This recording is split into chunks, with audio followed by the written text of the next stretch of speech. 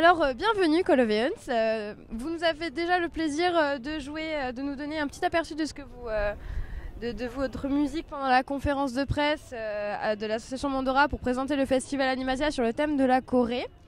Et donc vous avez décidé de nous préparer un petit spectacle sur le thème de musique traditionnelle coréenne. Arrêtez-moi si je me trompe, hein. Et donc vous avez sorti les grands moyens vu que vous avez décidé aussi d'avoir une tenue un peu dans le thème aussi de la Corée. Expliquez-nous vos tenues par exemple. Alors, oui, moi, comme je m'intéresse beaucoup à la culture coréenne artistique, notamment la danse, j'ai vu un spectacle de danse dans lequel la danseuse avait un costume qui ressemblait un petit peu à ça, un tout blanc avec une capuche. Elle avait des très grandes manches, elle jouait beaucoup avec le tissu. Et j'ai trouvé que sa chorégraphie m'a rappelé vraiment un rêve en fait. On a décidé d'intituler notre spectacle Kum, qui signifie le rêve en coréen, en s'inspirant en fait de la chanson que l'on chante de Yobi, dans laquelle il est question d'un rêve bleu, un peu inaccessible, et on avait envie d'axer notre spectacle autour de ce thème du rêve. Et oui, c'est vrai que le groupe s'est formé vraiment tout récemment et nous avons créé ce spectacle Kum spécialement pour le festival Animasia. Voilà. Alors c'est un set spécial du coup, sans le batteur comme vous avez dit. Et nous avons la chance d'avoir même un featuring exceptionnel d'une qualité sans faille. Pour juste une chanson, c'est bien ça, avec Louis.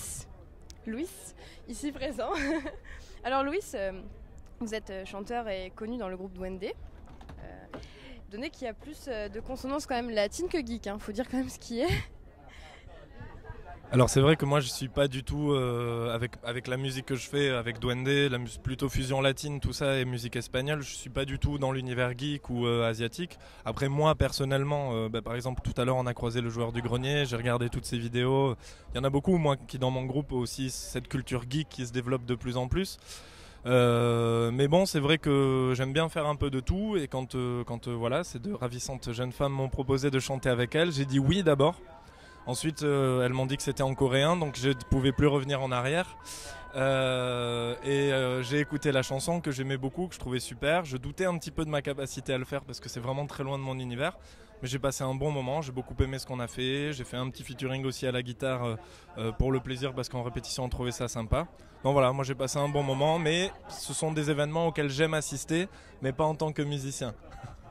Donc oui, notre projet déjà, c'est de pouvoir faire notre premier concert, notre premier vrai concert à 3, parce qu'on avait joué à 3 en formation donc complète, sans notre ami Louis, sans notre featuring, lors de la conférence de presse d'Animasia 2015, mais on aimerait bien quand même avoir l'occasion de présenter le spectacle en entier, avec tous les morceaux et tous les musiciens sur scène, donc avec Lionel aussi, notre batteur.